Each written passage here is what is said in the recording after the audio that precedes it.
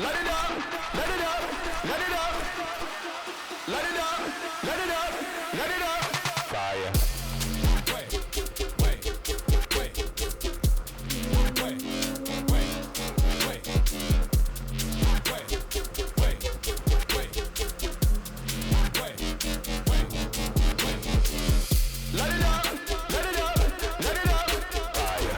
Let it up, let it up, let it up. Fire. Let it up, let it up, let it up. Fire. Let it up, fire. Let it up, fire. So I was the kid at 14 that made a presentation about why everybody should be driving a supercar. Like, oh, it's gonna appreciate, it's way better than buying a minivan. Come on, guys, everybody get one. The 944 was so much fun. The Jaguar F-Type. It's like all these cars that you get into before you get into the supercar. And then, you know, you're in it and you're like, man, I'm glad that I had all those cars. I constantly get people ragging on the Chinese wheels, the replica, like BBS style-ish looking wheels. I like them. I think they look good, but everybody's like, man, if you go 160 in those, they're gonna blow up. I'm like, I'm not going 160. You're not tracking. Yeah, and And like also, you're not like- even like driving on the track. Yeah, and who cares? Like, it's not your car. Welcome everyone to In the Loop episode 2. Today we're here with Chase, who's got this beautiful 911. Want to introduce yourself, Chase? Give us a little bit about who you are, what you do. Obviously this is the fake GT3. Yep. So give us a little bit of a detail about it. Just tell us a little bit about your background, who you are, you know, that kind of stuff. Sure. So my name's Chase. I own this car. I have always been into cars, and they've always kind of been my obsession, my passion. And this was kind of, it's the pinnacle, right? This is the 911. Is this one the pinnacle? Debatable, but I really like it. And yeah, I'm 22, studying at BYU. I work in sales. I'm sure we'll get into all of that later. I'm sure at some point, because I think the craziest thing about your story is like how like obtainable this vision of like owning a car like this could be. Mm-hmm. Like you said, you're 22, you're in college at BYU, Mm-hmm. a little bit of hard work and some effort, and just the passion driving you that you wanted this, that you got it. 100%. I think that it's really underestimated how simple, if not easy, but simple it really is to get something like this. For sure. So I guess my first question is like, obviously you don't go wake up one day and you're like, I'm gonna go buy a 911. What was the progression like? What kind of got you into cars, and then like how did that progress towards, oh, I'm really into cars and I want to pursue this? I think I've been obsessed with cars since I can remember like being alive. So like, for instance, when I was a kid, my dad always got me Hot Wheels at the store. It was always like, oh, mom and me are going to the store. Here's some Hot Wheels, or here's a Hot Wheels. And I get to pick my favorite one, right? I always watched like, have you guys heard of Hot Wheels Acceleracers? I think I've heard of it. I've never seen it. It's goated. It's super good. Okay.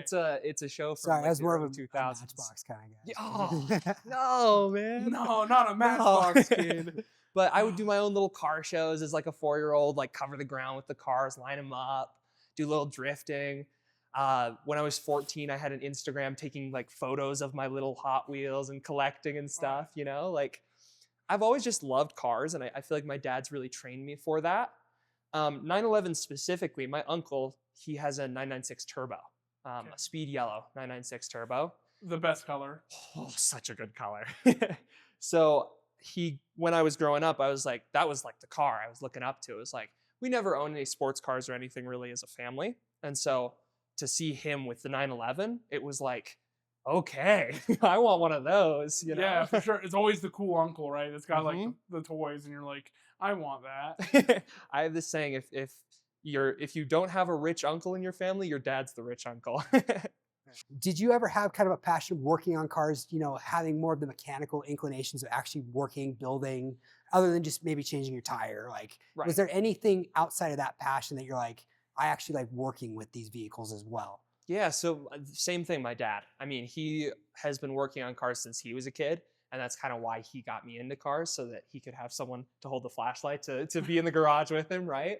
And so we'd work on, like, we had an old Suburban and like an old pickup truck, a couple of things like that. And then actually I want to say 17 or 18, right before I left senior year of high school, we bought an old Camaro, 1986, the 3rd gen, the underappreciated. IROC, Yeah, the baby. IROC. It was an IROC. Before the catfish. Good Yeah, stuff. mullet, everything like that.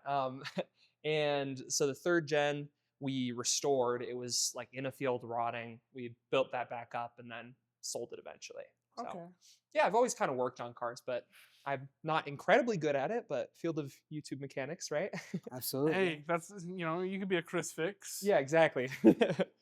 Hey guys. Awesome. Okay, so we progress. We get to the point where you now are like looking for something maybe a little more exotic. Like, what brought you? I mean, obviously you had your uncle with the 996, but like, Yeah. I'm sure as like, a younger guy, there's a lot of cool cars out there. What specifically was like 997 was like the path? That's a great question.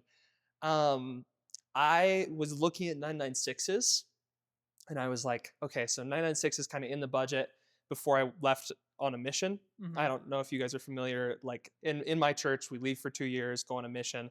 And so I had an old Porsche before, a 944. And that was like, because I was just basically going off what I could afford, the coolest Porsche I could afford. And at that time it was a 944, Yeah. a rusty, beat up 944. was a Was private there any car. other type of 944? Yeah, exactly. They're all rusty, beat up. Yeah, so- Unless you want to pay $20K for it. So I had that. I sold it. I was coming back from a mission, and I was like, okay, so now what's next? Like 996. I was looking at 996 to 997 conversions because they're kind of the same car underneath. I was like, man, that's kind of expensive. It doesn't really make sense.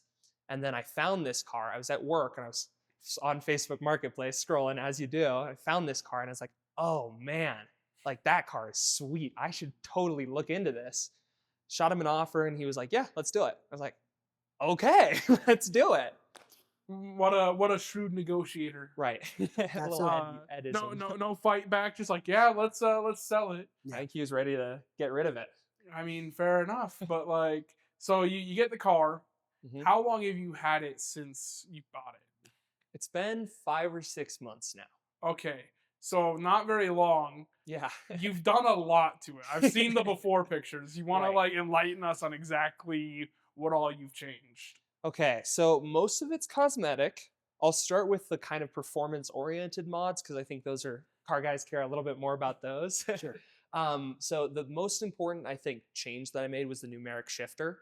These cars come with like a really plasticky garbage shifter, which is like sad because it's a Porsche, you've got to have like the shifting experience, a manual, it's like, so I went with the numeric shifter. It's like a full aluminum kit, expensive, but really nice. And the cables. And then that really helped the feel of the car. And then all 911s sound like vacuum cleaners, except for like an actual GT3, right? So I was like, I need to get the sound right. So I did a cup exhaust with a 991.2 3RS titanium center muffler. Okay, And so it sounds really good. we can attest to that. Yeah, The it's inner one is pretty incredible. It sounds nice and awesome. loud. So those are like the big performance-oriented ones. And then new tires, of course, one of the most important mods you can do. Yeah. And the wheels. Continentals, Michelins. What do you got on? I got some Nittos. Oh, cool. No, that's Yep. great. And then it was silver, Arctic silver, really grandpa spec, silver on black. Oh yeah. And so I was like, hey, guards red, that's kind of the best color. Let's go for it. So Mark at Famba wrapped this guards red. And then this is OEM GT3 Aero kit. And then Chinesium rear wing and rear bumper. Chinese. Alright. Sick. Yep. Let's go. When it came to getting your first car, what was that experience with it? Did you want more of an enthusiast car? Were you just you were happy to drive? Like, kind of what was the feeling behind like getting into this? Because obviously there's a progression. Most people don't just be like, oh yeah, I'm going to drive, whatever, and then be like, oh, a couple years later, I'm going to get Right. a 933 or whatever. It's like, what was the process of, kind of building up to, this dream? Obviously you had an uncle that was Mhm. very involved. You had family that loved the Porsches. Mhm. kind of feed into a little bit of that vision, even if your car was a Corolla, for example. Yeah.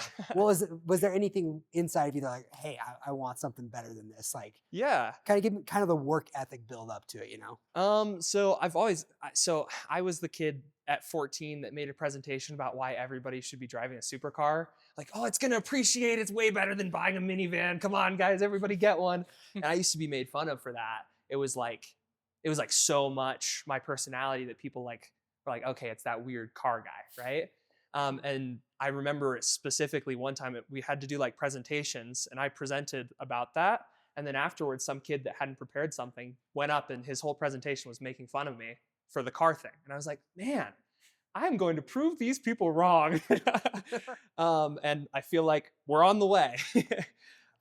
So first car was a Ford Crown Victoria. It was a police interceptor, so a retired police car. Bulletproof. So fun. I blew the transmission 3 times. Neutral, drop it. Don't look at me. Not me blowing in my transmission on my Fiesta ST3. Exactly. In 3 months. Man, dude, in 3 months, yeah. Fords, man. Yeah. Not the greatest. So I enjoyed that car, had a fun time, kind of learned to slide with that car. And then just kind of always wanted a different, like affordable or like what's the best top of my budget car that I can afford. And so I've always kind of bought cars that were a really good deal.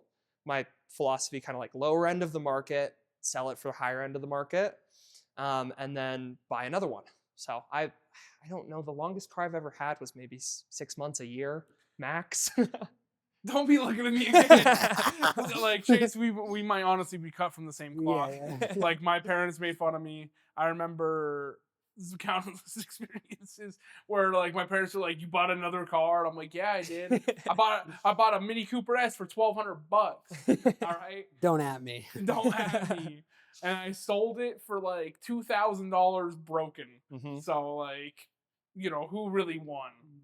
I bought a Corolla for 20 grand and sold it for 28. Mm-hmm. Chip shortage, baby. Gotta take advantage of the markets when they're hot, Mm-hmm. But okay, so buy low, sell high, Yep. build your way up, you get to the 911. What advice would you have for somebody who's like back in your shoes in high school, like super passionate and like ultimately doesn't have a whole ton of control, but they want to start working towards the goal of owning something a little more out there? That's a really good question too. If I was talking to like high school Chase, I'd say be patient. I think so often I was like, I'm watching like Daily Driven Exotics and Stradman and all these people that have the supercars, and I'm like, man, like there's just like this deep like yearning inside. Chrome fever. Yeah, exactly. It's like, man, I would love a Lambo. That'd be great, And you got to take it slow and enjoy the journey. Because I look back now and I'm like, man, some of my favorite cars were like way cheaper than this car, or like the 944 was so much fun. The Jaguar F-Type. It's like all these cars that you get into before you get into the supercar. And then, you're in it and you're like, man, I'm glad that I had all those cars. And it really is, yeah, I'll just end with that. That's good. Yeah, that's great. Yeah, because I think that's really insightful. Most people generally, especially if you're goal oriented, you're like, hey, I want to get that. Obviously, you're not going to get there overnight. Mm-hmm. Most people don't wake up and hit the Powerball and be like, hey, we're chilling now. It'd be great though. It'd be kind of cool. Don't get me wrong. But most of this is usually sustainable work over long periods of time, and you're working your way up while still trying to enjoy life while you're doing that. Because I think one thing that a lot of people that are hard workers generally don't do is, and there's different philosophies and mindsets to all of this. Sometimes people would rather drive a junker and drive it for years and not get something they at least enjoy that would still be relatively affordable, because they feel like I should only be focusing on this one large goal that they're going after. Just as far as a philosophy goes, it kind of goes to show that there's not one right way of doing this. Because you've obviously got a beautiful Porsche right here. Thanks. Porsche. Say both, dude. It pisses people off. I'll be the troll. The rule for anyone wondering, the rule is if it's turbos, it's Porsche. If it's non-turbo, it's Porsche. That's awesome. That is the rule. So, is this one? This one's NA, right? Yeah, this is NA. So this is a Porsche 911 GT3, GT3. right? But if you had like your uncle's car would be a Porsche 911. So that's what I've always been told. And if I'm wrong, blame people in high school. So I always say, if I'm not gonna say Porsche, like in like a real German accent, then I'm just gonna say Porsche, it's But better than saying like Porsche or something. yeah, Porsche. Porsche. Got my Porsche Porsche down at the shop. We talked a little bit about what advice you give to your younger self. Mhm. Moving forward, this is obviously a big dream of yours. This doesn't end here. You're Mhm. going to always be developing, looking for different cars. This might be the start of your collection Mhm. of something even greater. When it comes to these vehicles, how much are you going to be more hands-on versus keeping them stock and keeping them as is? I'm not really a stock guy. I like stock cars. Like I've kept a couple of my cars pretty stock, but I think I'll always have, a set of wheels and just lower it. Like there's always small things you do because you get eventually like tired of your car in the stock form. The cooler I think the car gets, the less you have to mod it. Like for instance, my plan at the end of this year, by the end of 2026, I'm going to have a Gallardo, and I don't know how much I'm going to have to do to that, but it's still going to get some wheels. It's going to get the Squadra Corsa bumpers, like small things just making a big difference. Yeah, and just making it your own. Because Exactly. I think that's something in the car community is like, no matter what you're driving, is like as long as you make it your own, there's a lot more cool factor to be had with it. Mhm. Like I go to cars and coffee meets and all this stuff, and I see a stock Porsche, and I'm like, okay, hey, I've seen that. Stock Huracan. Right, but like this is cool to me because like, okay, it's got a little bit of stuff. It's like it looks like an OEM plus Porsche, Mhm. right? But it's obviously been like OEM handled in a plus way that's like plus. the way you would want the car to be, Mhm. right? And I think you can see that labor of love in most things. How much do you, and this is more of a personal opinion, Yeah. how much do you think is too much when it comes to modifying a car? I don't know that there is too much. I think that you have to be tasteful with it. So I am kind of like an OEM plus plus kind of guy, like not exactly OEM. You can tell it's been messed with, but you have a couple few touches that are your own without like totally ruining the car. But I also think that like it's your car. And I think people think so much about other people's opinions and other people like resale value. And at the end of the day, if you build a car that you really like and you think is cool, somebody else is going to think it's cool too. That's kind of always been my philosophy. When I sell this, it's like, this is my car. I think it's cool. I'm sure someone else will too.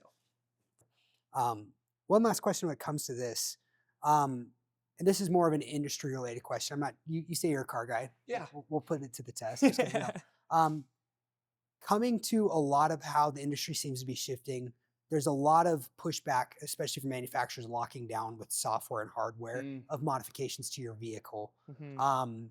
Do you see any concern with that? Especially, I mean, you're thinking about getting a Gallardo. Mhm. Those, I mean, Lamborghinis and Koenigseggs, most major exotic manufacturers, they have tuner communities, but they're not what your typical Porsche or Mhm.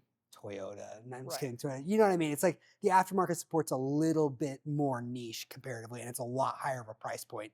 My question is like, I mean, you say that you have a little bit of mechanic / tuner background. Do you have any concern with that? I think always. I mean, there's like the John Deere laws. I don't know if you guys have heard of them, where tractors cannot be like repaired by the owner of the tractor. They have to send it back to John Deere. And it's like, I don't agree with that at all. If it's my car, I want to be able to mod it how I want. It's my car. I own it. I could hit it with a hammer tomorrow. I could do whatever, and it's like still my car. And I think where it is a bit overblown with the internet, I don't think it's as bad of a problem as everybody thinks it is. You have Ferrari with their lawsuits, but you look at people Cease and like desist and stuff like that. cease and desists. But that's more if it's an image problem. So Ferrari's they're kind of trying to protect the Ferrari image. And so if you're like wrapping it neon green and putting rainbows on it, they're gonna be like, I don't know, man.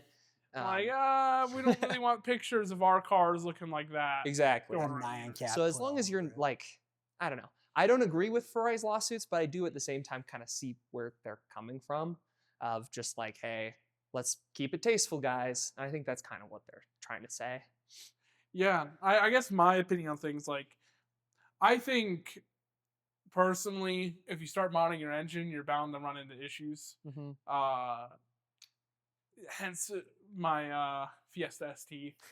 That was awful. How much boost? Yes. All the boost. But my opinion is, like, I feel like repair should be 100% a guarantee. Totally. And like I feel that, like, even Ferrari's, like, protecting their image again, like you said, it's their car, they bought it, they paid for it. Mhm. Like, at the end of the day, it's not necessarily going to be like, you know, oh, this Ferrari. It's like, no, so and so is Ferrari, because if Mhm. anyone's doing that, like, they're doing it for the image, Yeah. right? But with that said, there's a lot of divisiveness on, like, what you do to your car. Like, people like, oh, I hate that, it's so bad. I imagine you've probably gotten some of that in your days with this car, especially because it's a GT3. Right. What is your stance on, like, people hating on other people's car builds? I think it's, I don't know. I just always am like, what's going on in your life, man? I feel bad for people whenever Who they hurt hate on you? it. It's like, yeah, like, who hurt you? And like, how do you have time for this, man? Like, if you don't have something positive to say, it's like, why are you typing something out? Like, I understand if you have like a piece of advice. Like, I constantly get people ragging on the Chinese wheels, the replica, like BBS style-ish looking wheels. I like them. I think they look good. But everybody's like, man, if you go 160 in those, they're gonna blow up. I'm like, I'm not going 160. You're not tracking. Yeah, and And like, also, you're not like, even, like, driving on the track. Yeah, and who cares? Like, it's not your car. Like, I don't know. I always think it's interesting that people have their opinions, and it's cool they have their opinions. But like, at the end of the day, like, keep it to yourself, bro. For Makes sure. sense. Yeah. So, I mean, that brings up another thing. I'm not sure how involved you are with Utah's car scene or the car culture in general, going to Cars and Coffee or any of those other events. But when it comes to it, have you actually been able to, like, get feedback from other people driving this around, talking to people about it? What's been the consensus that other car enthusiasts have seen about it? I think most people like it. I don't know. I go to car shows. I try to go to Cars and Coffee as often as possible, or Cars and Curry, and here in Utah. Oh yeah, well, because we have both. Oh, Cars we and do? Curry's a Oh, set, Cars yeah. and Coffee is the one once a month. Yeah, Yeah, Cars and Cars Curry's and Curry, definitely that me. dude, we literally just talked about him last Such a episode. guy. Just killing it, like two car meets a week. Yeah, it's wild. So Tons of work, but you know, I super appreciated by the community for sure. yeah. Right on. Cool. Well, you got any other questions you want to ask? No, I think we could wrap it there. Cool. If you want to wrap us out, that'd Yeah. be great. So anyway, thank you guys for joining us on episode 2 of In the Loop here with Chase and the 911 GT3. But it was awesome having you. Like, super excited to see where you continue to go with your car journey. And hey, maybe in the future, you know, with a different car, we could have you back on and I'll have and tons more. see what happens. So anyway, thank you for coming and joining us today. Appreciate the invite. Drive safe.